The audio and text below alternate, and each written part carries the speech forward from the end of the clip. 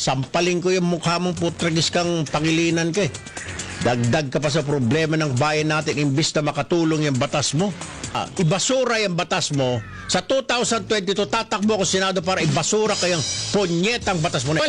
Pag walang magsibak sa batas mo na putragis na juvenile justice law sa 2022, akong sisibak niyan. Ha? Kung hindi ko masibak yan, sibakin ko yung mukha mo.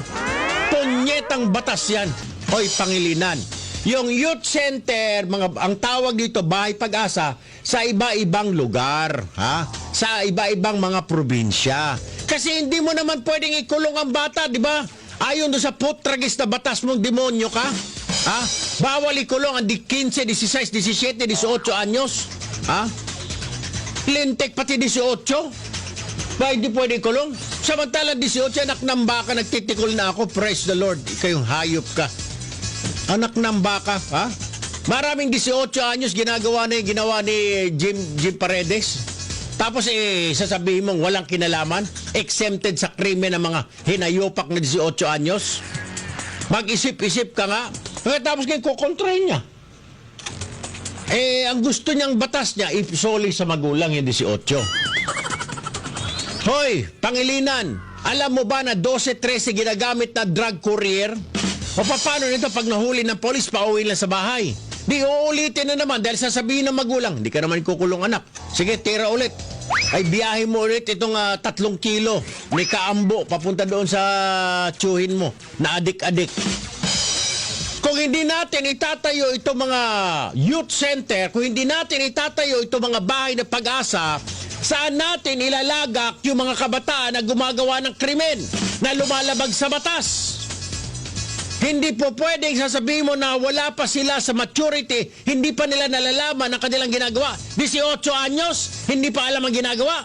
Sampaling ko yung mukha mong putragis kang pangilinan ka eh. Dagdag ka pa sa problema ng bayan natin imbis na makatulong yung batas mo.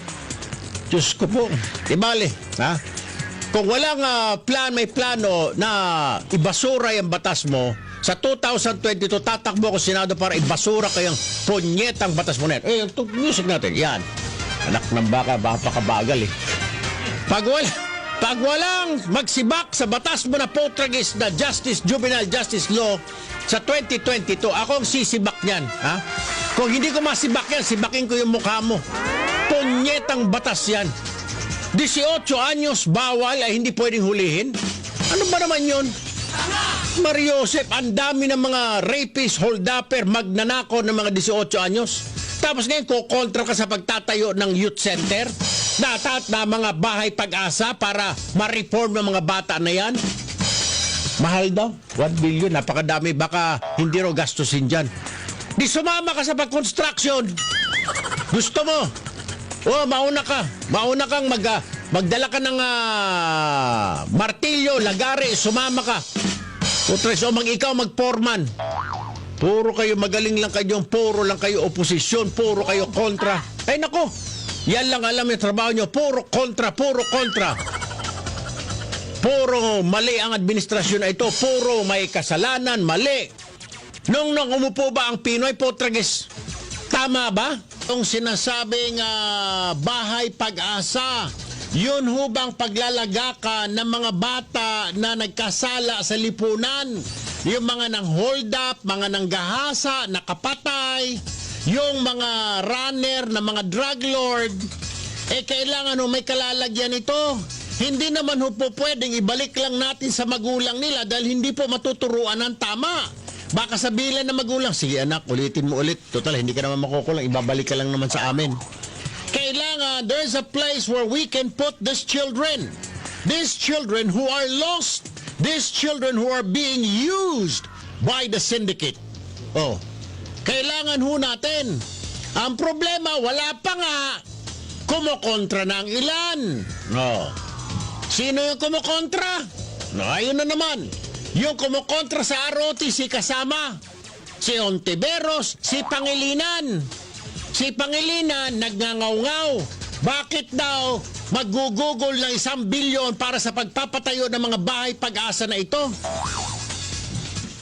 Alam mo, malapit na ako mapundi.